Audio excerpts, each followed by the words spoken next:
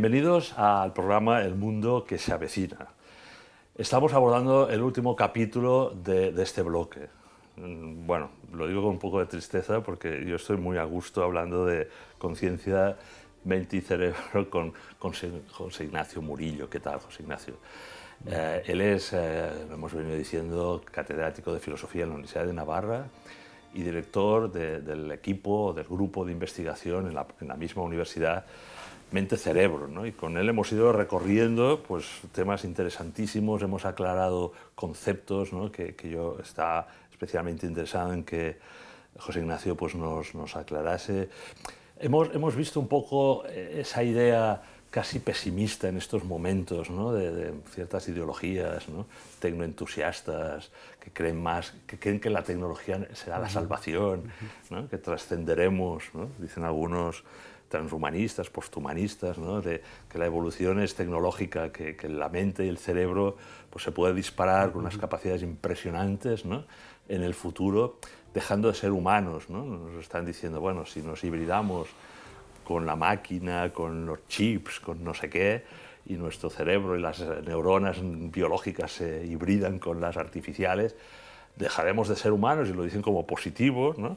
y participando de una mente humana, de un cerebro humano, propiamente biológico, natural, ¿no? y saltaremos a otra etapa de la historia, ¿no? Y a mí, como siempre nos gustan estos programas, terminar pues un toque de esperanza, pero de esperanza a favor de la persona humana, de su dignidad, ¿no? Y queremos abordar en este último capítulo, pues eso, ¿no? ¿Cuáles son los motivos de un futuro esperanzador para la mente humana, ¿no? ¿Qué te parece, José Ignacio? ¿Cómo lo ves? Bueno, es siempre, mientras hay vida y esperanza, y además hay que tener en cuenta que la esperanza es un motor consustancial a la persona humana, ¿no? La persona como ser libre que es está abierto al futuro, y además esa apertura nunca se agota, ¿no? Leonardo Polo, al que yo he mencionado antes, decía con una expresión técnica, hablando de antropología filosófica, pero que yo creo que se entiende, ¿no? Una de las definiciones o descripciones que daba de la libertad, descripción más bien, ¿no?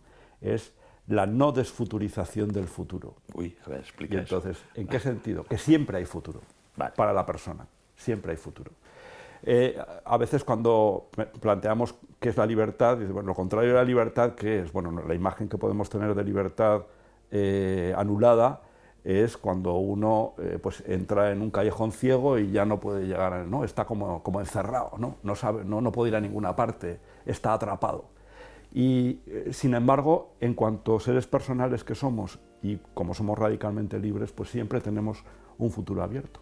Y esto está claro que tiene una repercusión en la conducta humana, en que nosotros siempre podemos, desde cualquier situación, pues siempre hay algo que se puede hacer, ¿no? Por eso decía lo de mientras hay vida y esperanza, ¿no? Sí. Siempre hay algo que se puede hacer, ¿no? Siempre hay una salida, ¿eh? Siempre hay una salida, por difícil que pueda resultar, ¿no? Y el ser humano siempre puede aspirar a más, ¿eh? Me parece que esto es una cosa. Y tiene una repercusión en el mundo social y cultural, ¿no? Que siempre podemos mejorar la sociedad, ¿no? Claro, cuando uno analiza nuestra situación, bueno, hay que ser objetivo y hay que ver pues, un montón de cosas que son muy positivas, un montón de recursos. Hablabas de lo tecnológico, por ejemplo, como un ejemplo de la cantidad de recursos que hemos sido capaces de crear, que facilitan la vida, que mejoran nuestras posibilidades. Claro, también vemos el reverso, ¿no? Es decir, los riesgos que tiene cada uno de estos recursos, ¿no? Y cómo nos pueden encerrar en el fondo en nosotros mismos y nos pueden hacer perder de vista cuáles son nuestros verdaderos objetivos, intereses, aspiraciones, ¿no? Podemos caer en la adicción, podemos caer en la pérdida de la realidad, podemos caer en el desprecio por nosotros mismos. Entonces eso es un riesgo. Pero siempre está la libertad humana, siempre es capaz de encontrar una salida, ¿no? Esto es una realidad antropológica, dice, pero que por supuesto el cristianismo refuerza, ¿no? Vamos, le da todo su sentido, ¿no? Dice, porque al final el ser humano es una criatura de Dios y Dios le mantiene en el ser y le abre un futuro que es Él, el futuro del hombre es por Dios. eso es esperanzador, Dice, ¿verdad? por eso yo creo que hay que tener eso, exactamente, es esperanzador. Y yo creo que esto hay que aplicarlo también a este campo y a los desafíos que tenemos, ¿no? Sí, porque leía hace nada, creo que fue ayer, ¿no? Que los españoles están teniendo cada vez más desconfianza en un grado altísimo, el 70% me parece, hacia la inteligencia artificial, hacia esas tecnologías de cambios disruptivos, ¿no? que realmente dan miedo, ¿no? Pero yo creo que nuestro compromiso y nuestro deber es dar esperanza, no miedo. Claro. Yo por eso un poco en estos programas pues hacemos, ¿no?, el equipo, al final esa idea de no tengáis miedo, ¿no?, que es tan propia del Evangelio y del cristianismo, hacia ese futuro, ¿no? Primero porque Dios nos sostiene, pero después porque yo creo que también está en manos de científicos católicos, cristianos, neurocientíficos, ¿no?, filósofos como vosotros, ¿no?, universidades, centros de investigación católica que van a velar, yo creo, por unas virtudes, unos valores, una ética, y para que conduzcamos bien esos avances científicos y neurocientíficos, ¿verdad? Sí. ¿Cómo lo vivís vosotros en la Universidad de Navarra? Sí, a veces llama la atención en algunos ámbitos, por ejemplo, hemos hablado del ámbito de la neurociencia, y yo comencé, una de las primeras cosas que escribí sobre la neurociencia, que dije que a algunos les sentó bien y a otros les resultó interesante, es que diagnosticando cómo estaba la neurociencia, esto era, yo creo que era a finales de los años 90, ¿no? Y decía, la neurociencia actual es materialista o naturalista, lo decía como un diagnóstico, no como no porque todo, pero desde luego sostenía, no porque todos los neurocientíficos sean materialistas, y por supuesto que no sean ateos, no, porque por el modo de hacer neurociencia, pues muchas veces se dejan entre paréntesis cuestiones que son muy importantes. Entre ellas la conciencia, ¿no? Entre ellas la conciencia, la condición personal del... Luego, claro, entonces esta es la realidad. Ahora, que hay personas dentro del mundo de la neurociencia y también de la reflexión sobre la neurociencia que van más allá de esto, que se dan cuenta de este problema y de que intentan hacer una neurociencia que sea acorde con la realidad completa del ser humano, pues de esto hay, ¿no? Y nosotros, pues, nosotros somos un pequeño grupo. No, pero yo soy un pequeño grupo, no, o sea que nosotros pues trabajamos con gente que son de los mejores y podemos hablar con ellos con total, ¿no? O sea, sin problemas, y podemos aportarles desde nuestra visión humanista, les aportamos ideas. Humanista cristiana. Humanista cristiana, sí. Voy un poco a esa definición, ¿eh? O sea, sí, sí. No recluís un poco... humanista cristiana. Hombre, sí. Es cierto que cuando hablas con científicos que no comparten la fe, pues tú no puedes hacerles obligarles a participar de un planteamiento teológico. Explicabas tú, manifestar tu cosmovisión, claro, en estos temas. Sí, o sea, hay que manifestarla, pero también hay que manifestar las conclusiones que tiene para la ciencia. O sea, de la visión cristiana, aparte de lo que uno conoce por la revelación, resulta que hay muchas inspiraciones que son inspiraciones de las que puede participar todo el mundo. Y yo creo que esto también es algo que hay que ver cuando diagnosticamos el mundo actual. Tenemos que ser conscientes de que no todo es malo en él, que de hecho hay muchas ideas y muchas aspiraciones que son cristianas, que han arraigado muy profundamente. Podemos decir, no siempre el cauce que se les da es el más adecuado, a veces se plantean en conflicto con el cristianismo, pero realmente nuestro mundo es muy distinto al mundo que existía cuando el cristianismo apareció. Sí, lo que pasa es que en esta etapa postcristiana un poco la tecnología es Dios, que es lo que decíamos bueno, antes, para ¿no? algunos, pero como bien decías, el ser humano reclama sus fueros, y cuando le presentan la tecnología como Dios dice, tengo miedo de ella. Sí, sí. Cuando lo que tendría que haber, si el ser humano ejerciera realmente su libertad, ¿no?, de una manera verdaderamente radical y real, entonces lo que se daría cuenta es que todas sus producciones son simplemente instrumentos para hacer aquellas cosas a las que aspira, que son las más importantes. Y eso también modificaría la tecnología. También modificaría el modo en el que hacemos neurociencia, porque quizá habría problemas que nos planteamos que no serían tales problemas, y cuestiones a las que dedicamos poco tiempo, a las que habría que dedicarle más tiempo. Una visión más completa modifica también nuestro modo de hacer neurociencia y nuestro modo de hacer técnica. Pero, por ejemplo, la inteligencia artificial generativa, que ahora es un gran problema, ¿no? Y que a veces decimos, bueno, pero esto no va a ser mejor que nuestro cerebro, mejor que lo que nosotros hacemos, ¿no? No va a sustituir a la persona. Antes incluso hablabas de esta, ¿no? esta fe en la tecnología, ¿no? Pero que nos puede llevar también al antropomorfismo, a pensar en las máquinas y nuestros productos, tratarlos como si fueran seres humanos, ¿no? Nuevas criaturas. Nuevas criaturas, ¿no? Y perdiendo la realidad, porque al final solo una persona es digna del trato de persona, ¿no? Pero fíjate, el Parlamento Europeo, a nivel jurídico, a esos androides o estos robots autónomos inteligentes les llama persona electrónica, ¿no? O sea, claro, de momento. Creo que hubo una discusión, sí, ¿no? Si denominarla persona o no, claro. Pero claro, la confusión está llegando a este término, ¿no? O sea, persona electrónica, un robot inteligente cuando sea autónomo, con responsabilidades, Y repito, entonces por eso yo creo que hay que marcar, ¿no? Y me parece apostar por esa mente humana, ¿no? Porque por mucha ayuda que tenga tecnológica, y es bueno, ¿no? En el aprendizaje, tú en el primer o segundo capítulo del bloque hablabas de la neuroeducación, de cómo aprende el cerebro y por tanto, pues seguramente pues vamos a desarrollar un aprendizaje mucho mejor conociendo no solo el cerebro, sino a lo mejor esas aplicaciones que ayudarán, ¿no? Pues también hay motivo de esperanza, ¿no? O cuando decíamos pues las dificultades de la mente, la salud mental, ¿no? Cómo se puede ayudar, ¿no? A personas que pierden la cognición, ¿no? Por enfermedad, trastornos, también, ¿no? Ponías, no sé, lo digo por poner algún ejemplo y si quieres seguir, ¿no? Sigues con alguno más, ¿no? De motivo en que la mente todavía es el centro, ¿no? Como la persona, ¿no? Yo pienso que sí, todavía esa cuestión de la conciencia de la que hemos hablado en alguna ocasión, ¿no? Que ahora se ha convertido como en un gran tema de la ciencia, se puede interpretar de distintas maneras, pero creo que es una recuperación también de la persona, ¿no? Porque es una recuperación de la subjetividad. Pero ahora hay planteamientos de la neurociencia y que subrayan la importancia. Antes, tú lo mencionabas siguiendo un poco ¿no? Dice, nuestro cerebro aprende. No, es la persona la que aprende. Yeah. El cerebro es una parte de la persona. No es comprensible al margen de la persona.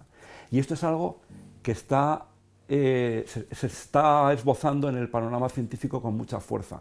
Antes mencionaba a Thomas Fuchs, que lo defiende con mucha fuerza, y que ha tenido muy buena acogida y tiene mucha gente que le sigue, ¿no? Y nosotros mismos hemos aprendido mucho de él es un gran colaborador nuestro, ¿no?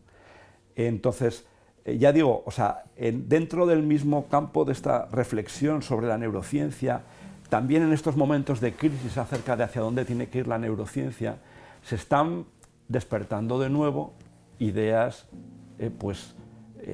acerca de qué es el ser humano, pues muy robustas y muy interesantes, ¿no? Tú ves, no sé, en congresos científicos y tal, que la voz o la cosmovisión cristiana de la persona, ¿no? De su dignidad, de esa visión holística, integral, ¿no? Casi sería pues, la palabra más adecuada, va tomando forma, es decir, frente a un reduccionismo, ¿no? Una visión fragmentaria del ser humano, ¿no? Y que es la que lleva al transhumanismo y a otras, ¿no? Es decir, que no todo es fragmento, materia, lo decíamos en algún programa. Tú ves que efectivamente hay motivo de esperanza para que esa cosmovisión que en Occidente, ¿no? Pues ha sido la cristiana, ¿no? Tú decías en otros capítulos, bueno, es que ahora viene el budismo, pero bueno, hablemos de la propia nuestra, ¿no?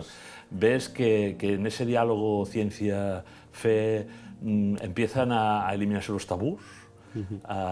¿Os atrevéis los filósofos humanistas con los neurocientíficos a plantear esa visión cristiana? Sí.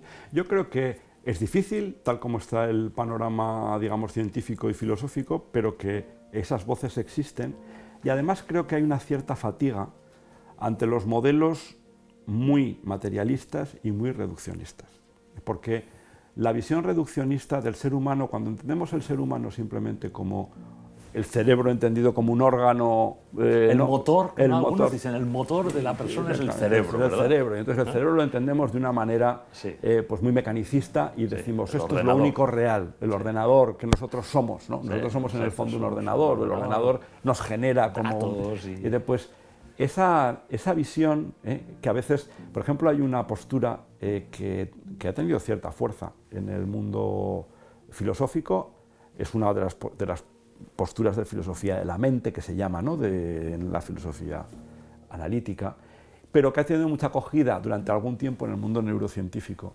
que se llama el eliminativismo. Y el eliminativismo lo que decía es, cuando nosotros decimos que vamos a hacer algo porque deseamos o porque tenemos tal intención, todo eso es una terminología mental y es lo que ellos llaman folk psychology, es psicología popular. Porque la realidad es que lo que tú vayas a hacer solamente tiene que ver con lo que ocurre en tu cerebro. Así que habría que sustituir, para hablar con rigor, habría que sustituir el lenguaje mental por los procesos que ocurren en el cerebro y hablar de neurociencia. Bueno, pues esto, recuerdo que en alguna ocasión a Patricia Kurzban, que defendía esta postura, la invitaban a este congreso del que hablé de la Society for Neuroscience americana, a hablar, porque claro, los neurocientíficos decían, claro, entonces lo que está diciendo es que la última palabra la tenemos nosotros haciendo lo que hacemos. Ya. Bueno, entonces, esto durante un tiempo ha tenido fuerza, ¿no? Y dice, pero me parece que hay ya fatiga respecto de esto, porque uno dice, no, es que sabemos mucho del cerebro, pero no sabemos nada. Rafael Yuste, al que he mencionado antes por la iniciativa de los neuroderechos, lo invitamos a Pamplona en una ocasión, hace un tiempo, hace unos años, y recuerdo que nos puso, porque él se dedicaba a hacer un mapa de cuáles eran las conexiones neuronales, ¿no? Una especie como de conectoma, y nos puso el ejemplo de un animal que era como una medusa, además puso la imagen, entonces eran capaces de ver cómo se estaban conectando las neuronas en cada momento. Y entonces nos decía, bueno, pues veis, ahora vemos cómo se activan las neuronas en este animal. Y, sin embargo, no sabemos qué significa. Ya.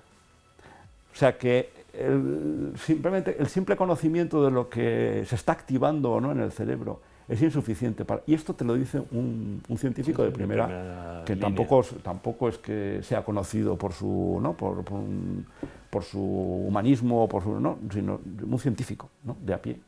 Se da cuenta de las limitaciones que tiene el método, ¿no?, pero desde el punto de vista tan elemental como la práctica científica, ¿no? José Ignacio, ¿y la Iglesia Católica qué dice sobre estos temas? Es decir, ¿cuáles son las comisiones pontificias, los documentos que alguien que nos esté escuchando y que se haya quedado con muchísimas ganas, ¿no?, de saber más, aparte de ir a la web vuestra, ¿verdad?, que ahí tenéis pues muchísimo material de gran nivel, pero a nivel de Iglesia, ¿no?, ¿por dónde va la cosa? Bien, desde el punto de vista de la Iglesia, la verdad es que sobre esta cuestión del problema de la neurociencia y la filosofía, el problema mente-cerebro, pues hay poco, salvo la Iglesia siempre ha mantenido, que hay que aceptar, por supuesto, la importancia de la persona y la irreductibilidad del espíritu humano a la pura materia, en el sentido de que acepta la trascendencia del ser humano. Y esto pues se ha ido reafirmando pues en el catecismo. Ahora, si ahora me preguntas, quizá tendría que estudiarlo esto con más detalle, ¿no? Pero si me dices, bueno, ¿qué documentos hay que traten directamente este problema? ¿Qué comisión pontificia? Pues, no me suena que haya mucho, ¿no? No me suena que haya mucho, pero bueno, lo que entonces, y esto se dice, bueno, pues la Iglesia dice poco en la coyuntura actual, quizá porque lo que está esperando es a que haya más católicos que piensen sobre el tema, que lo traten con profundidad para que se encuentren con los problemas y con las soluciones, y ya la Iglesia, que su papel es más bien el de discernir qué es lo tal. Entonces, pienso que esta es la situación actual. Nosotros estamos en un momento en el que hay una gran efervescencia en este tipo de conocimientos, y lo que importa ahora es más bien que las personas que tienen una visión trascendente de la vida y de la persona humana extraigan las consecuencias que tiene esto en el contexto de los conocimientos actuales y no de los que había en el siglo XIII, ¿no? Yo a veces suelo decir, esto es un poco, digamos, puede sonar negativo, pero no es negativo, ¿no? Pero llama la atención que cuando después de una crisis, digamos, en la teología, en el pensamiento y de los grandes problemas que planteaba el mundo moderno a la Iglesia Católica en el siglo XIX, después del Concilio Vaticano I, del Vaticano I, etcétera, ¿no? El Papa León XIII, el movimiento que hizo fue recurrir a un pensador del siglo XIII, a Tomás de Aquino, con muy buenos frutos, ¿no? Decir, bueno, tomemos a un pensador que se ha tomado en serio en la inteligencia humana, que ha pensado con profundidad la fe, que ha tenido en cuenta la ciencia de su tiempo, y propongámoslo, y que además ha intentado tomar lo bueno de todo lo que encontraba, y propongámoslo como modelo de teología. Bueno, luego es verdad que pues a veces esto se ha interpretado de una manera un poco rígida, etc. Pero fue un movimiento muy interesante. Pero yo digo, bueno, pero es curioso que haya tenido que irse al siglo XIII para encontrar ese pensador. Entonces, a veces nos pasa esto, ¿no? Que lo que ocurre con los católicos es que no se atreven a pensar, ¿no? Y hay que pensar, ¿no? Más en la coyuntura actual. O sea, además que hay poca gente que piensa, por lo menos con profundidad, ¿no? Porque nuestra filosofía, incluso gente muy valiosa, que yo he tenido la oportunidad de conocer gente muy valiosa, muy inteligente, pues más inteligente que yo, pero que, por así decir, están atrapados por tradiciones filosóficas un poco pobres. Y a mí me llama la atención que gente que es cristiana y que por lo tanto tiene por lo menos otras inquietudes y otras aspiraciones y otras inspiraciones, ¿no? Y que no se sientan movidos a dar una respuesta, a decir algo mejor, ¿no? Y es que es posible. Es más, siendo cristiano dices, bueno, la naturaleza humana es sanada por la gracia. Por lo tanto, el ser humano podría decir cosas más interesantes de las que no, pues precisamente por ser cristiano, ¿no? Y siendo dentro de la inteligencia humana, ¿no? Entonces yo creo que, o sea, a mí, mi llamada a la esperanza más bien es una convocatoria. Es decir, bueno, o sea, que a veces, sí, en la Iglesia Católica, bueno, entre los católicos a veces existe un cierto miedo a afrontar la ciencia moderna, a afrontar la cultura moderna, a decir algo mejor de lo que hay, ¿no? No simplemente a defender lo que ya sabemos, sino a hacer una propuesta mejor y por lo tanto falta confianza en las propias capacidades, ¿no? En capacidades también, ya digo, reforzadas por la gracia. José Ignacio, tenemos ya un minutillo, pero yo creo que tomando el hilo de lo que dices, tal vez una de las claves es esa confluencia entre la ciencia y las humanidades, ¿no? que también representas tú y tu equipo, ¿no? de mente-cerebro en la Universidad de Navarra, ¿no?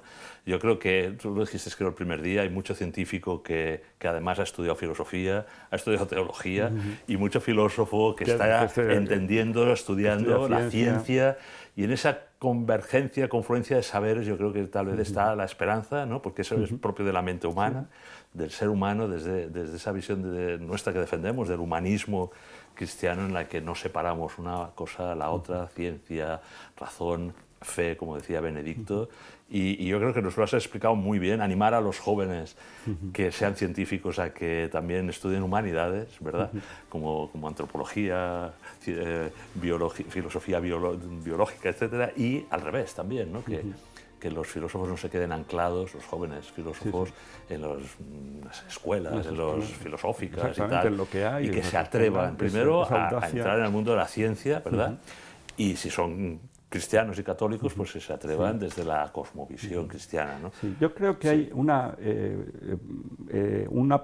cosa que se puede aprender de Tomás de Aquino, que realmente es permanente, es perder el miedo a la inteligencia humana, al ejercicio de la inteligencia humana.